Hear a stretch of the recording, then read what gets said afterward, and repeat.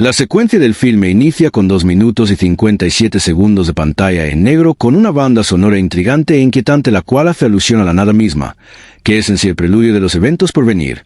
Seguido de esto vemos el logo de la Metro-Goldwyn-Mayer con su característico león para así dar paso a la imagen de la Tierra ascendiendo sobre la Luna, mientras que el Sol asciende a su vez sobre la Tierra, todos en alineación. En este momento comienza a escucharse la composición musical Así habló Zaratustra, de Richard Strauss, la misma que acompaña, en su mayoría, la primera parte de la película, titulada El amanecer del hombre. El amanecer del hombre. El segmento presenta la vida cotidiana de un grupo de primates antrópicos en una árida sabana. Todo sugiere, como la ciencia lo comprueba, una sabana casi desértica con casi todas las probabilidades en lo que hoy es África, unos 4 millones de años donde se les observa husmeando en busca de alimento y conviviendo social y aparentemente de forma pacífica. Después, uno de los miembros de esta manada es atacado y muere por un leopardo.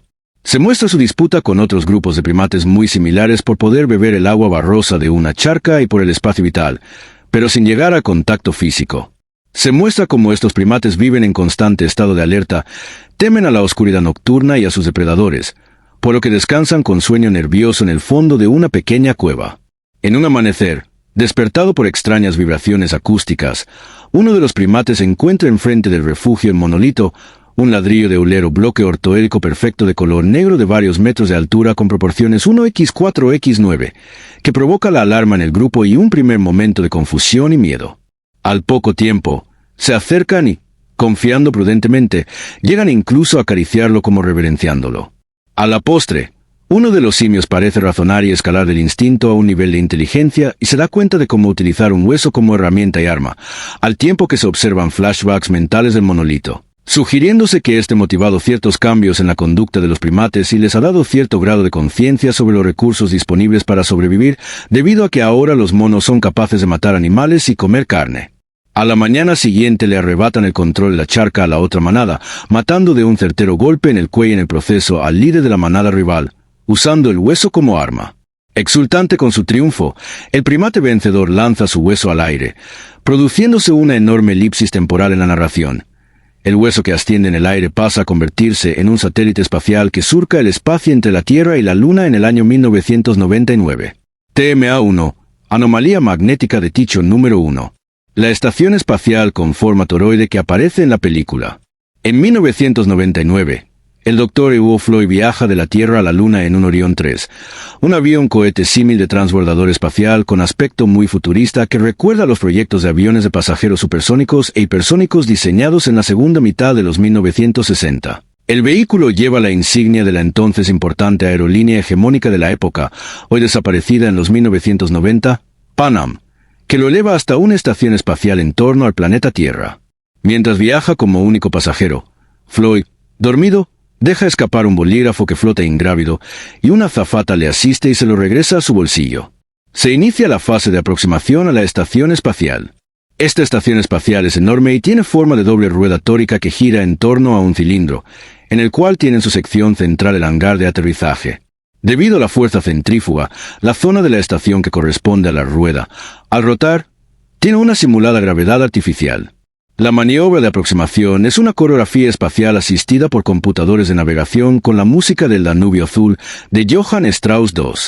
En la estación espacial la vida se hace en uno de los anillos exteriores circulares, el otro se muestra en construcción, que poseen gravedad debido a la fuerza centrífuga de la rotación del conjunto, mientras que en la parte central, donde está el hangar para las naves, esta rotación no provoca gravedad.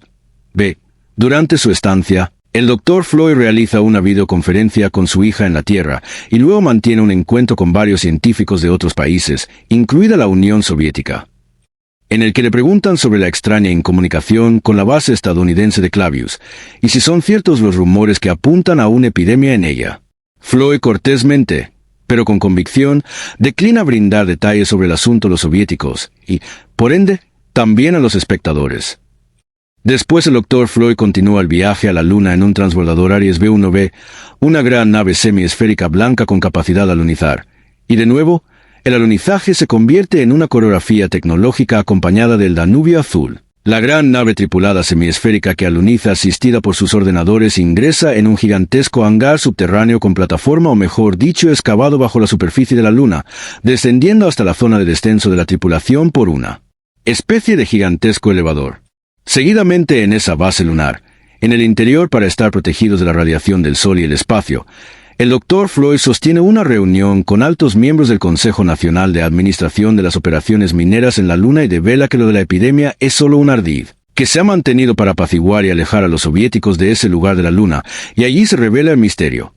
El Dr. Floyd ha viajado para hacerse cargo de la investigación del descubrimiento de un monolito negro de perfecta forma ortoédrica, la misma clase de monolito que apareció en la escena inicial, y superficie lisa, que se hallaba enterrado en el cráter Tycho y que se descubrió durante un análisis magnético de la superficie lunar, por lo que fue bautizado como TMA-1, Tycho Magnetic Anomaly número 1 o anomalía magnética de Tycho número 1.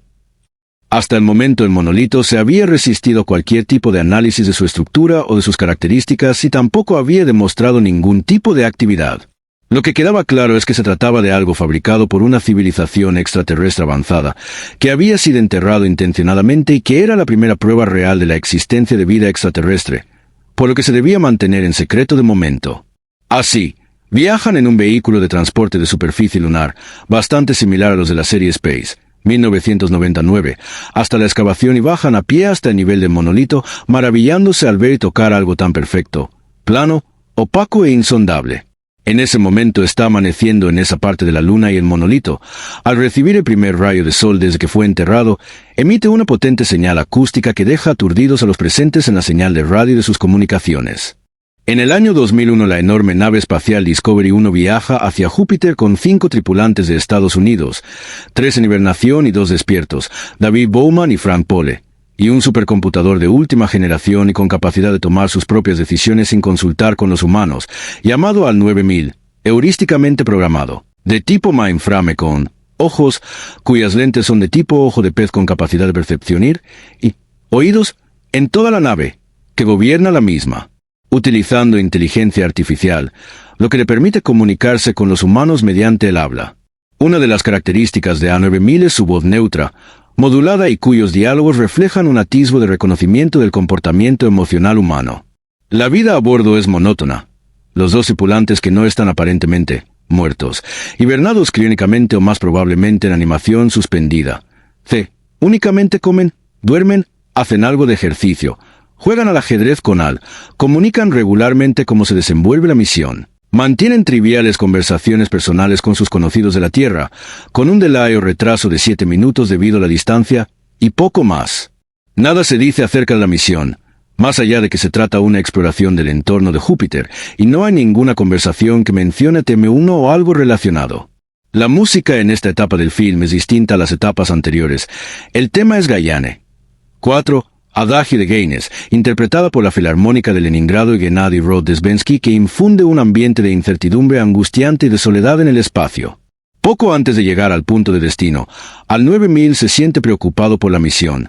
Pregunta a David Bowman si no tiene dudas sobre la misión y su secretismo. Pero al responder negativamente, es decir, al vacilar el humano al responder al superordenador, AL se autointerrumpe para anunciar un fallo en una unidad de comunicaciones, la antena de comunicación, que podría dar lugar a la pérdida de la conexión con la Tierra.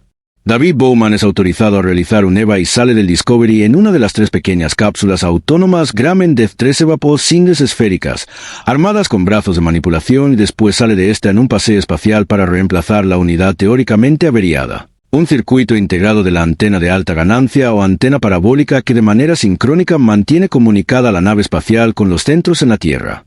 Cuando regresa al interior, y al escanearla, todos los análisis de la unidad del circuito muestran un funcionamiento correcto y desde control de la misión. Con un computador gemelo AL, tampoco encuentra ningún fallo, lo que pone en entredicho la fiabilidad de AL 9000. Esto sobresalta a los astronautas, pero lo ocultan a AL 9000. Bowman y Pole simulan tener una emergencia en una de la cápsula de exploración Grumman DC-3 EVAPOD en el hangar. Se encierran en privado y apagan todos los micrófonos, para analizar, solo ellos 2, la posibilidad de desconectar las funciones superiores de AL por una falla que puede poner en peligro la misión, pero la supercomputadora consigue enterarse leyéndoles los labios. Al vuelve a diagnosticar el fallo futuro de la unidad reemplazada, tomándose la decisión de volver a dejar la original para comprobar si acaba fallando o no, pero a la vez confirmando los problemas de fiabilidad de Al. En este caso, es Paul el que sale a realizar la sustitución, y cuando ha salido de la cápsula de exploración esférica, Al toma el control de la misma y la abalanza sobre él, asesinándolo al provocar la despresurización de su traje espacial y enviándolo lejos del Discovery. Bowman en lo inmediato no tiene claro qué ha pasado.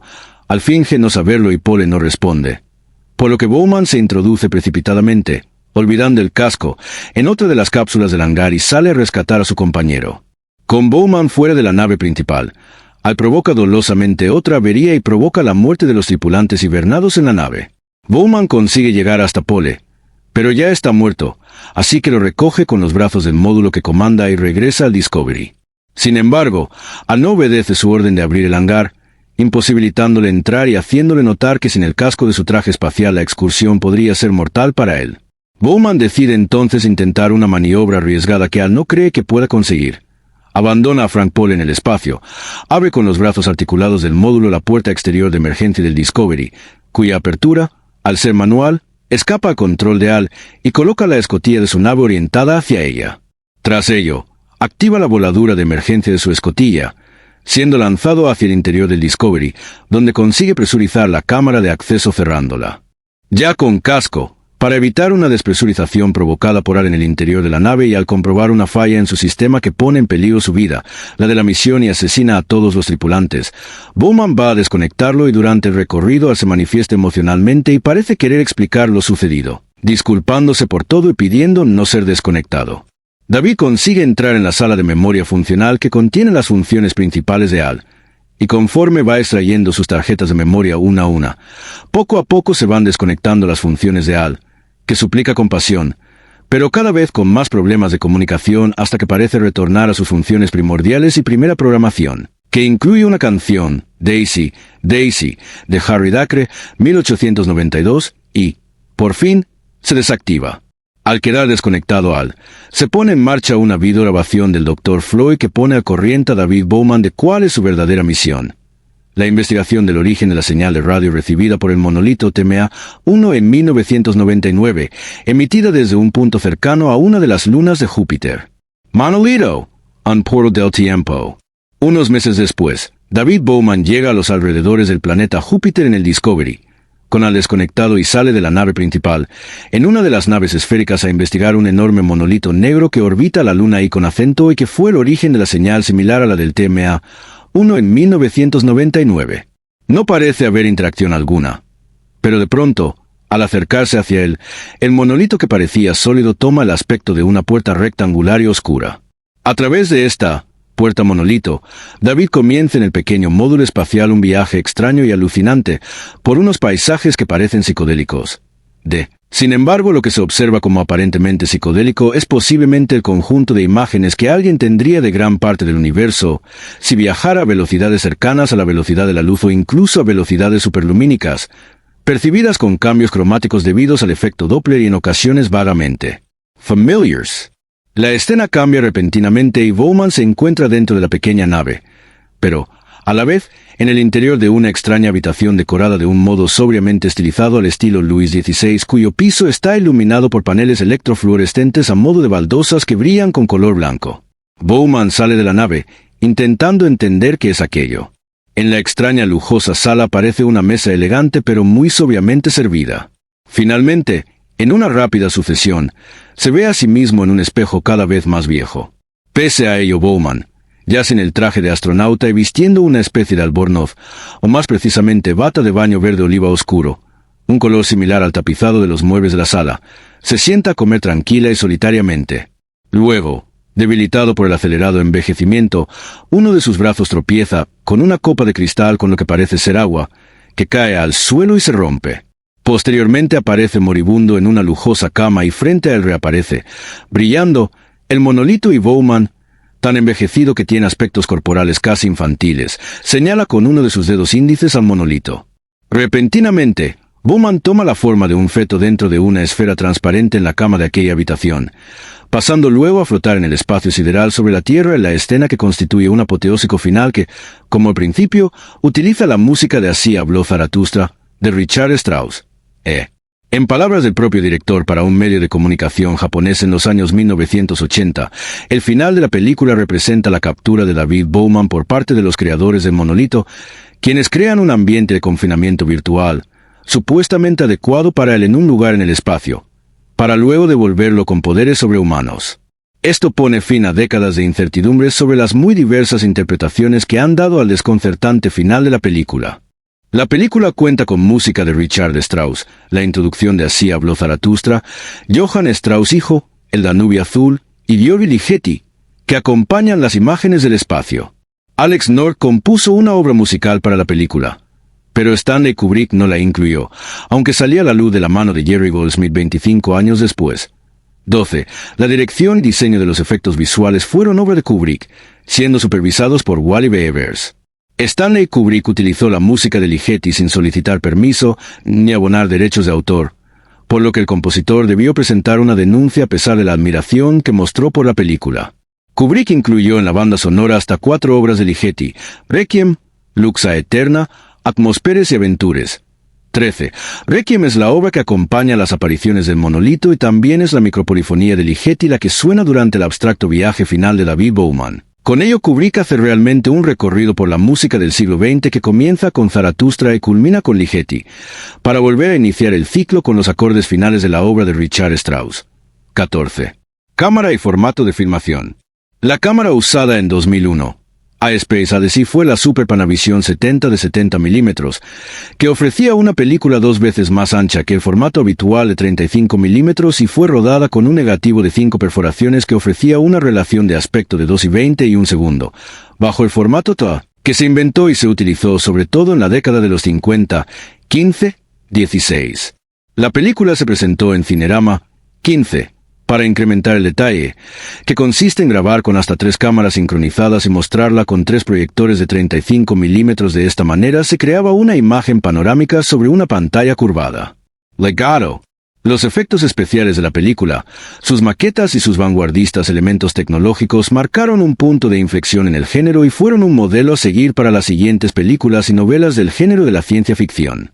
Desde su estreno, inspiró a varias producciones posteriores del género de ciencia ficción, entre ellas La amenaza de Andrómeda, Star Wars, Blade Runner o Alien. Directores reconocidos como George Lucas o Ridley Scott, 17, han declarado que es la película que definió el género. Rigor científico. Modelo de la nave transbordador Orión 3, Museo de Londres. 2001. iSpace ADC está considerada como una de las películas de ciencia ficción más respetuosas con las leyes de la física jamás rodadas. Escenas como la del acoplamiento de la lanzadera con la estación espacial, la ausencia de sonido en el espacio y otros detalles cuidados, como el diseño de la nave Discovery, marcaron un hito en el género que marcó tendencia.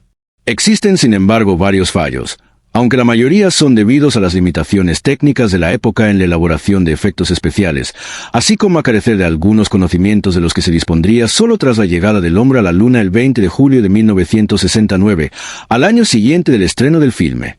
Los siguientes son algunos fallos que se presentan en la película.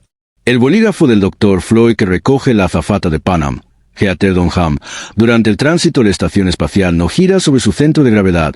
Se hizo el efecto con un vidrio antirreflejo que rotaba y el lápiz pegado a este.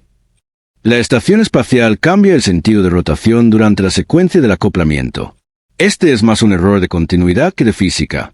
El alunizaje de la cápsula en la Luna remueve el polvo causando turbulencias, algo que no debería ocurrir en un lugar sin atmósfera a no ser que las causen los gases emitidos por la cápsula durante el frenado. Cuando el Dr. Floyd se dirige de la base Clavius a Tycho a ver el monolito, en la pequeña nave espacial de transporte hay gravedad terrestre. Igualmente, cuando los astronautas caminan por la Luna, la gravedad es terrestre, no lunar. Asimismo, el relieve de la Luna es exagerado.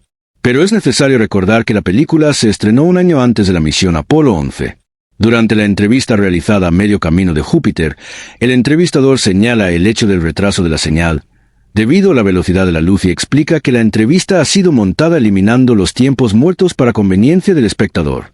Sin embargo, la entrevista abunda en intercambios de breves fórmulas de cortesía que implicarían esperas enormes. En las escenas lunares, el planeta Tierra cambia de fase constantemente en cortos intervalos de tiempo. En las primeras escenas de los simios, el Sol aparece al fondo y, sin embargo, las sombras de estos aparecen en sentido contrario. Tras desconectar a 9000, aparece un mensaje grabado en el que se indica que había aparecido un monolito negro en la Luna enterrada a 12 metros de profundidad en las inmediaciones del cráter Cracovia. Punto 18. Curiosamente, no aparece ningún cráter con este nombre, ni en su grafía latina Cracovia, igual a la española, ni en su grafía polaca Krakow, coincidente con la inglesa, entre la lista de los 1608 cráteres lunares denominados por la UAI. Tal singularidad solo se aprecia en el doblaje para España. Como se menciona a lo largo de esta entrada, el cráter donde se halló el monolito es Tycho, y así se muestra en su versión original en idioma inglés y en el doblaje para América Latina. Curiosamente, el nombre Tycho solo es mencionado en voz alta una única vez en toda la película, esto es en el mensaje grabado antedicho. Previamente, en la escena del autobús lunar que transporta a Floyd desde Clavius a Tycho, este último nombre puede verse en algunas de las fotografías y cartas topográficas que le son mostradas al científico por uno de sus compañeros para orientarlo sobre la ubicación del monolito y sus peculiaridades magnéticas. Las razones que motivaron este cambio de Tycho por Cracovia permanecen siendo un misterio. El astronauta David Bowman, al hacer el intercambio de la unidad defectuosa en la antena de comunicación, realiza un EVA entre la cápsula de exploración y la antena sin ningún arnés unido a una línea de vida o unidad de movilidad extravehicular, lo que no es posible realizar en el espacio sin estos elementos. El film muestra varios avances tecnológicos vanguardistas que al momento del estreno del film no existían o no estaban desarrollados su barra diagonal o implementados y que aparecieron a partir de la década siguiente. El Dr. Floyd accede a las instalaciones de la estación espacial previo a un reconocimiento biométrico de voz. Esta tecnología tuvo su origen en 1900, pero se desarrolló como aplicación funcional en 1976 por Texas Instruments. 19. Gravedad artificial. El film muestra la nave Discovery y la estación espacial con efecto de gravedad artificial por centrifugación controlada. Esta tecnología espacial esencial para la salud ósea del oído medio de los astronautas aún no está completamente desarrollada, pero su teoría sí está comprobada. 20. La misión Gemini 11 de enero de 1966 experimentó una simulación de GA logrando un exiguo pero prometedor resultado. La física de la GA está relacionada con la fuerza centrífuga, el efecto Coriolis y la aceleración lineal, y se espera que las futuras misiones a Marte implementen GA en la nave de transporte con humanos. Duplicidad de tecnología. La computadora 9000 a bordo del Discovery tenía un gemelo en la Tierra, SAL 9000, cuya función es contrastar el funcionamiento del equipo operativo. La NASA, con la misión de los rovers en el planeta Marte, ha realizado la misma duplicidad o redundancia de sistemas para simular alternativas a problemas operativos que emergieren en la operación en terreno. El uso de computadoras dedicadas como soporte instrumental de apoyo en sistemas de navegación aeronáutica fue desarrollado a partir de 1990 a petición de la Organización de Aviación Civil Internacional, OASI, e implementada por Boeing y Airbus. El joystick como palanca de mando aparece en la pequeña nave de transporte de superficie lunar. Fue desarrollado por Audiosonic en 1978 e implementada en la aviónica por Airbus para sus modelos A310 en sus últimos modelos a partir de 2000. La videollamada usada por el Dr. Floyd en la estación fue desarrollada en 1992 y masificada por la firma Panasonic en 1996. 24. Muebles funcionales similar de Co. La funcionalidad unida a la ergonomía solo fueron comercializados en 1996. Inteligencia artificial. Sus orígenes están en los años 40, pero en 1996 se considera el punto de lanzamiento de la computadora Deep Blue de la IA como consumible. La IA comenzó su real desarrollo tecnológico a partir de 2020. Televisión a color. Su masificación empezó en 1977.